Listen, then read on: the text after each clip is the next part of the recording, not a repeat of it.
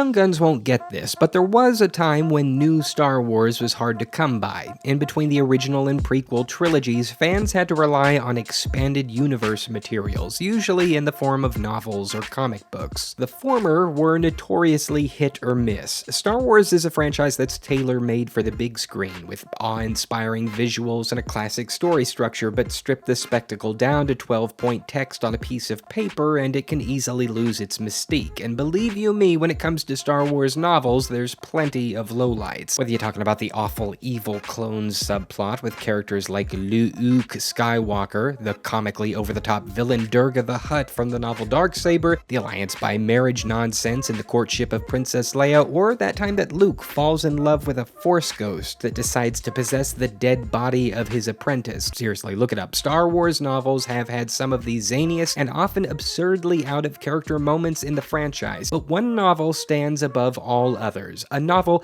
that perfectly encapsulates what can happen when the epic space opera goes completely off the rails. That novel is called The Crystal Star, and you'll be able to tell within the first few pages that things feel a little off. It's not that The Crystal Star is poorly written, it's just that it doesn't ever really feel like Star Wars, and with good reason. The author Vonda N. McIntyre up to that point had written several books for the Star Trek universe, whatever that is, and this was her first and ultimately only entry for the Skywalker saga. Before we get into the plot deets, you're gonna need to wind the clock back to 1994. Before the prequels, before the sequels, the Star Wars story picks up an expanded universe novels right after the credits roll on Return of the Jedi. In this original continuity, Han and Leia got married but had 3 kids, Jaina, Jason, and Anakin. These two are twins with a special Force bond, and this one's got kind of that whole chosen child shtick going on. The Solo kids are kind of a running gag in the expanded universe, or what is now Legends, or whatever. And that gag is that they're always getting kidnapped. It happens so often in books set around this time period that you just kind of roll your eyes every time that it happens. So the Crystal Star kicks off with Leia Organa Solo snapping awake at the sound of a pressure bomb being detonated. She's currently on the distant planet of Monto Kodro for a diplomatic mission, and she's brought her kids with her while working. At the sound of the bomb, she races out to the children's playground and she finds Chewbacca incapacitated and the kids missing. Leia's horrified, or in the words of the book's dust jacket, dealt a crushing blow, but the local diplomatic liaisons tell her not to worry. Turns out Monto Kodro is famous for political abductions and kidnappings. In fact, it's considered a type of sport on the planet. There are traditions and rules, and Leia's assistants plead with her to follow the code and wait for the kidnappers to contact her with a ransom demand. Meanwhile, Han and Luke are off on their own adventure aboard the Millennium Falcon. A few weeks previously, Han had been sent a series of weird, long, encoded messages that directed him to Crescia Research Station, a former Outer Rim asteroid prison of the Empire. Since the death of the Emperor and Darth Vader, the station moved to an absolutely chaotic system where it orbits a black hole and a dying star that's been crystallized into a white dwarf, hence the name of the book. Ever since this move took place, the topsy-turvy state of the solar system has caused strange phenomena to happen at Crescia, and the encoded message begs Han for the New Republic's help. By this time in the old continuity, Luke has started a small Jedi Academy, and is on leave to tag along with Han and look for new recruits. Also, C-3PO is there, and he's purple. While preparing to land on the research station, Luke and Han share some small talk aboard the Falcon, where they discuss the importance of flirting. Just see for yourself. You want to do more flirting yourself.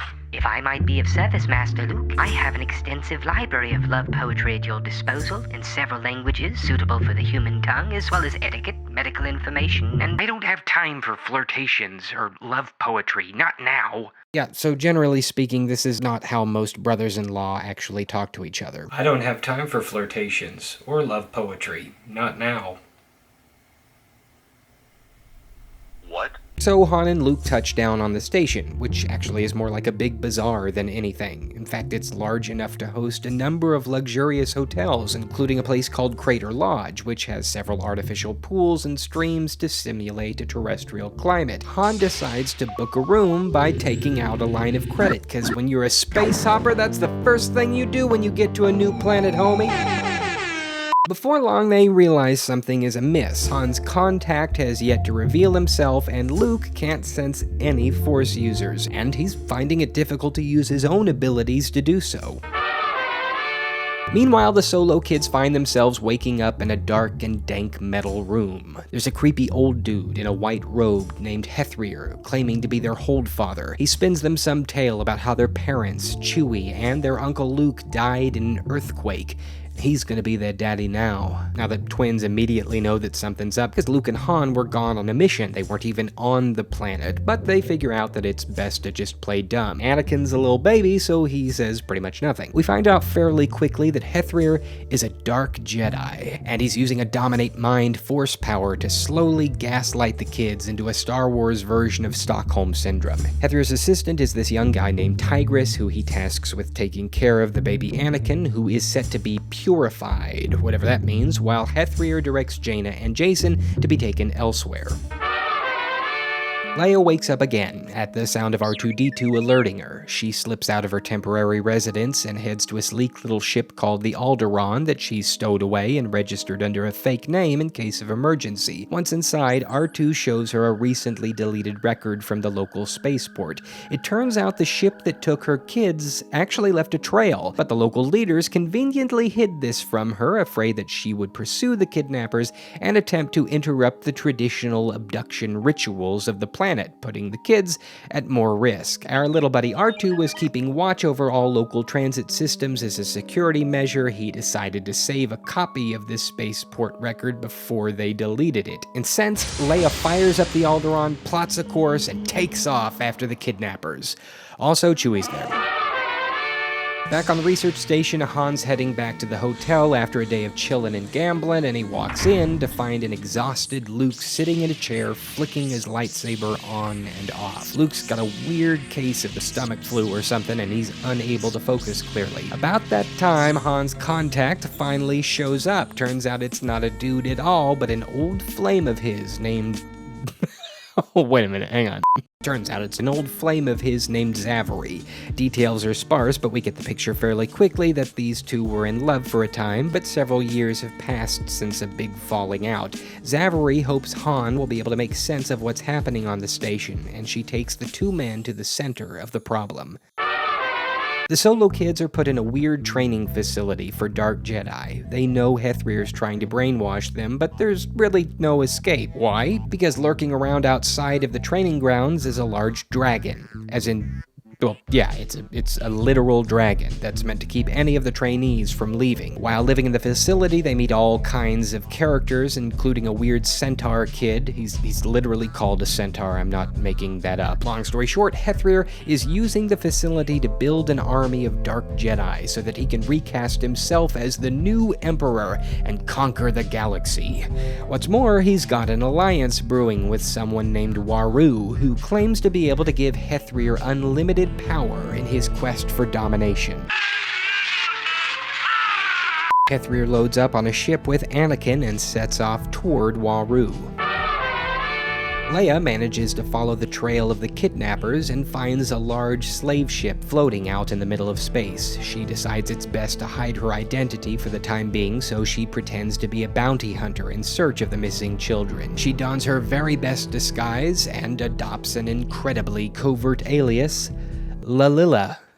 Best she could come up with. Apparently just doing this thing again was out of the question. She and Chewie board the slave ship and rescue a woman who also happened to have her child stolen by Hethrier. She happens to know where Hethrier's training facility is, and the trio hatch a rescue plan. The kids are still kidnapped. It's very sad. Zavarie takes Luke and Han to a central structure in the research station. You can think of it like a big auditorium. All around are different races of aliens, all with one thing in common: they're sick, and they've come to be healed at the high golden altar of a being called Waru. The group walks in, and it's basically a sci-fi equivalent of a Benny Hinn cult revival. The great healer Waru comes out on stage. Han and Luke are shocked to find not a man, but a giant golden blob type thing. I don't know. This is the great Waru. A small, sick, pitiful alien is brought before him. Do you wish me to try to heal you, Seeker? Yes, Waru. Then I will try to heal you. Luke and Han's jaws drop as they witness Waru absorb the alien, shudder, shake. After a few moments, the alien falls out, shakes itself off, totally healed. At the sight of this, Luke is completely hypnotized by Waru, even going so far as to bow to him.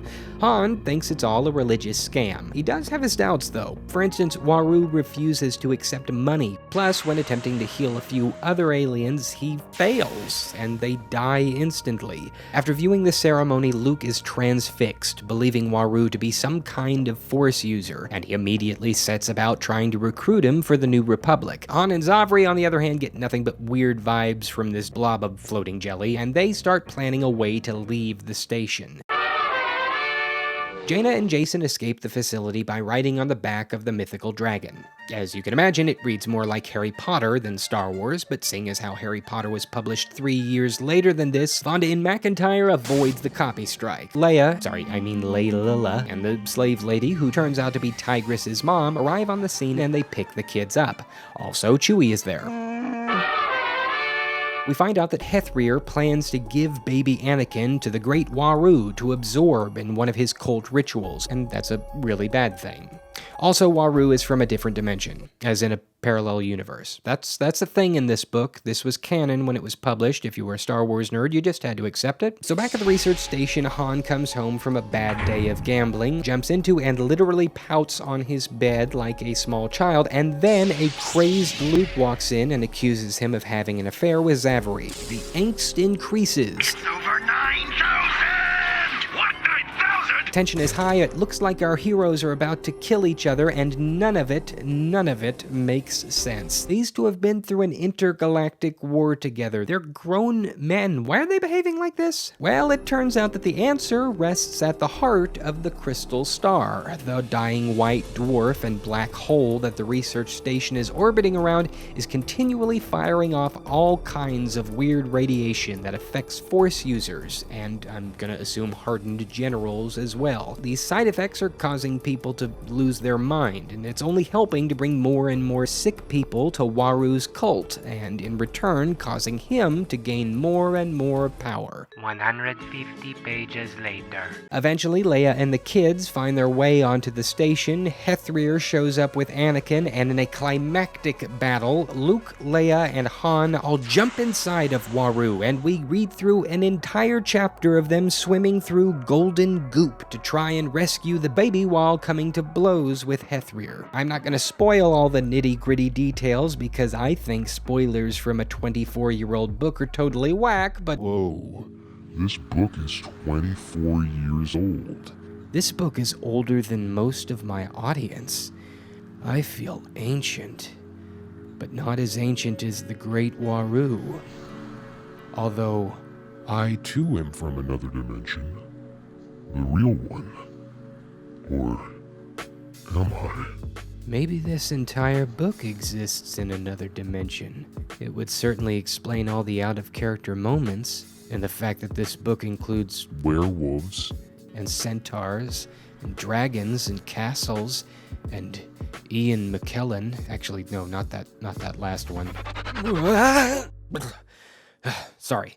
Anyway, I'm not going to spoil all the nitty-gritty details because I think spoilers from a 24-year-old book are Totally whack. but suffice it to say, Waru's hypnotic mind control is cut short. Obviously, we can all agree this book has got some weird choices in it, and these weird choices certainly affect your enjoyment. The book kind of squanders a lot of potential early on, and you finish each chapter feeling like the characters are just going about the adventure all wrong. I mean, Montokudro's kidnapping ritual, that seems like a really neat setup, but within just a few pages, Leia's blasted off the planet and the whole plot thread is abandoned. Just kind of feels like lost potential. The solo kid's adventure drags through the entire entire story, and it feels like I'm reading something out of Middle-earth. And the fact that they're kids kind of gets played up a bit too much. I mean, there's literally an "Are we there yet?" comment from one of the kids on board a starship at one point in the book. And Luke is so un-Luke-like that I just straight up don't like him. He feels completely useless, acts like a total wimp. This is post-Return of the Jedi, by the way. Luke's become a full-fledged Jedi Knight. He's become a legend across the whole galaxy for defeating Darth Vader and the Emperor, but through the entire book, he just kind of plays the part of the queasy sick guy. He even collapses several times from feeling so frail.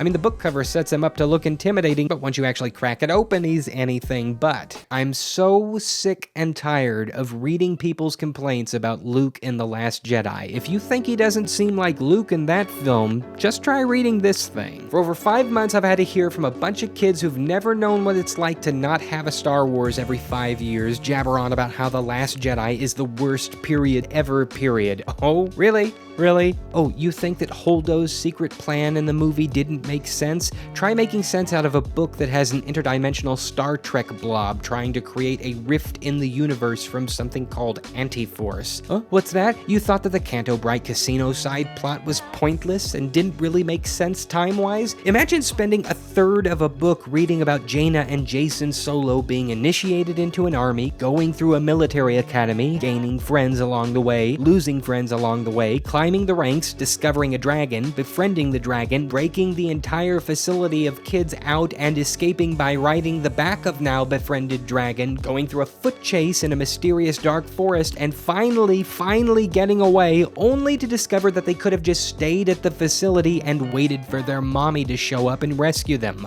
All in the course of like an afternoon or something? Oh, no, you're probably complaining on Twitter about how these bombs can somehow fall in zero gravity. Imagine the leap of faith you have to take in this book when you realize that Leia's kids just happened to be kidnapped by a guy who just happened to be heading to the same planet that Luke and Han just happened to be visiting after they receive a distress beacon concerning a creepy golden blob that just happens to be the same blob the guy who kidnapped the kids in the first place is bringing them to. You think this scene has bad choreography? This thing has literally no lightsaber combat at all. Come on! The only thing we get in this book is Luke sitting in a hotel room repeatedly switching his saber on and off like he's completely bored being there. Could you stop doing that? Seriously. Look, I get it. You're allowed to not like this thing, or this thing. You're allowed to have your own opinions on films, books, TV, whatever. But can we stop with this over-the-top, everything is the worst ever-ism that's so popular on the internet? When I first started Really Weird, my entire channel got filled with the same lame comment about how The Force Awakens was terrible, that J.J. Abrams ruined everything, and that the movie was an exact copy of A New Hope, and that Disney was too afraid to try anything new with the franchise. And then when The Last Jedi dropped, the exact same people filled my comment section with the complete inverse argument that The Last Jedi was terrible, and that Rian Johnson ruined everything, and this movie tried to do so many new things that it felt like a totally different franchise? Which way do you want to have it? This kind of relentless cynicism is driving people away from fan bases. It's polarizing the movie makers and the movie goers, and it is a surefire way to always have a bad time. Alright, here's the point. This is what I'm trying to say. Star Wars is a vast franchise that spans multiple mediums, and we're living in the most exciting time to be a fan. So let this be a cry of one fan in the void. Be good to each other. There is so much to be happy about. Why not just enjoy the show? Would you really rather the show stop? I don't know about you, but I sure wouldn't. And believe you me, I don't want to go back to just getting one of these each year. You feel me? But hey, maybe you want to judge it for yourself. Well then, my friend Audible has got a deal for you. They're offering everybody watching this video a free audiobook with a 30-day trial membership. Just go to audible.com/AustinMcConnell and browse through their massive selection of audio programs. Find a title you like, download it for free, and start listening easy peasy. That's right, you're a promo code away from owning the Crystal Star in your personal audio library. I use Audible all the time. I'm more than happy to recommend them to you all. Summer's just around the corner, and if you're like me, you've got a full schedule of activities, but you don't want to get behind on your reading. Audiobooks are a great sidekick to have while you're out hiking or running or on a summer road trip, believe me. So spend a month with Audible. Audible members get a credit each month, good for any audiobook in their store, regardless of the price, and your unused credits roll over to the next month. If you didn't like your audiobook, you can exchange it, no questions asked. Plus, the books are yours to keep. With Audible, you can go back and re-listen anytime, even if you cancel your membership, so you've nothing to lose. Go to audible.com/AustinMcConnell or text Austin McConnell to 500500 to get started today. Thanks for watching. This is part 5 in a series. You can go back and check out the other episodes of Really Weird by hitting the link on your screen. Or don't, I don't really care.